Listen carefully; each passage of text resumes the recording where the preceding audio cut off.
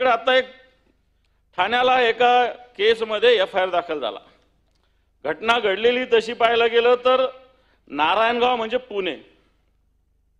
एक अहमदाबादचे काही लोक आहे, सुधीर कोठडे नाव आहे त्यांचं, डिजिटल गुंतवणुकीच्या माध्यमातून त्या भागातील लोकांची 2000 कोटी रुपये त्यांनी जमा केले। गृहमंत्री साहेब 2000 कोटी रुपये। केस बघा तुम्ही लागलं तर लगेच थोड्या वेळाने हे करा। ही रक्कम त्यांनी हवालाच्या मार्फत विदेशात पाठवली। भारतातही त्यांनी क्यूफॉन ॲप आणि ॲजोबॅन इंडिया, दुबईत ऑलिम्पस या ठिकाणी त्यांनी गुंतवणूक केली। त्याच्यानंतर त्याच्यात एक पराग अशोक कुमार शहा नावाचा व्यक्ती होता, यांनी सुद्धा अशा पद्धतीने तिथं पैसा जमा केला।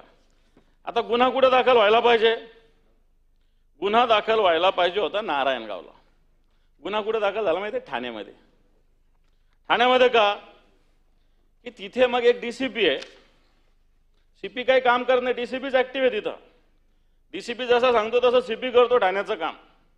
मी अपमान करत नाही CPचा, मी अपमान करत नाही, परंतु अशी स्थिती या ठाण्यामध्ये। आणि या ठिकाणी 2021 पासून हे सगळे घटना घडत असताना गुन्हा दाखल झाला फक्त 20 कोटी रुपयाचा। तक्रारीत 510 कोटी म्हटलेलं आहे, गुन्हा दाखल होतो सभापती महोदय फक्त 20 कोटीचा। हा DCP कोण आहे? पोलीस खात्यानं शोधावं यांनी काय हा 20 कोटीचा आणि ठाण्याशी याचा लिंक काय?